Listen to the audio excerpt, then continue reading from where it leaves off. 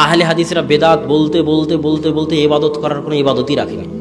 বলে না আরে 20 রাকাত সালাত আদায় করবো তারাবির, সেটাকেও এরা বাদ দিয়ে দিল।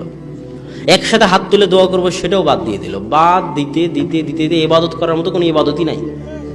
বলে না তাদেরকে বলেন যে ভাই আপনি সারা কোরআন খুঁজেন তো, সারা কোরআনে আল্লাহ কোথায় বলেছে যে আমি দেখতে চাই তোমাদের মধ্যে কে বেশি আমল করে?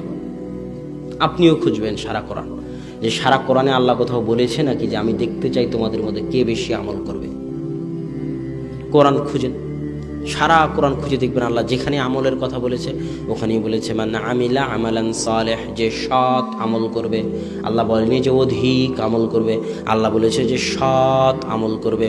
আইয়ুকুম আহসানু আমালা, আল্লাহ পরীক্ষা করতে চান কে তোমাদের মধ্যে উত্তম আমল করেন।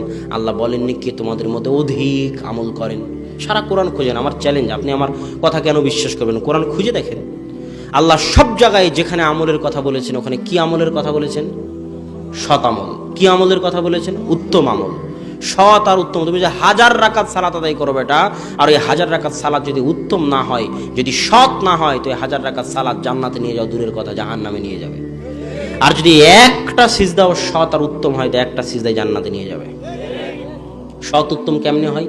2টা শর্ত থাকলে সৎ উত্তম হয়। 1, ইখলাস থাকতে হবে, আল্লাহর সন্তুষ্টির জন্য হতে হবে। 2, আল্লাহর রাসূলের সুন্নাত অনুযায়ী হতে হবে। আল্লাহ রাসূলের সুন্নাতের উপর মাতাব্বরি করা যাবে না, বাটপারি করা যাবে না, বেশি ইলমের দাপট দেখানো যাবে না, বেশি যুক্তিতর্ক দেখানো যাবে না। যেভাবে আল্লাহ রাসূল বলেছে পারলে ওভাবে করো, না পারলে বাদ দিয়ে দাও, কিন্তু ঠিক হুবহু আল্লাহ রাসূলের সুন্নাত অনুযায়ী হতে হবে। আর ইখলাস আল্লাহর সন্তুষ্টির জন্য হতে হবে। এই দুইটার একটা শর্ত যদি ছুটে যায়, তাহলে আমল যত বেশি হোক, দেখতে যত ভালো লাগুক, দেখতে যত সুন্দর মনে হোক, ওই আমল জান্নাতে নিয়ে যাওয়া তো দূরে থাক, ওই ভালো আমলটা জাহান্নামে যাওয়ার কারণ হয়ে যাবে। অতএব সম্মানিত উপস্থিতি, আমাদেরকে শিরক, বেদাত, তাওহীদ, সুন্নাত সম্পর্কে জ্ঞান হাসিল করতে হবে। আল্লাহ সুবহানাহু ওয়া তাআলা আমাদের শিরক থেকে বেঁচে থাকার, বেদাত থেকে বেঁচে থাকার তৌফিক দান করুক, আল্লাহুম্মা আমিন।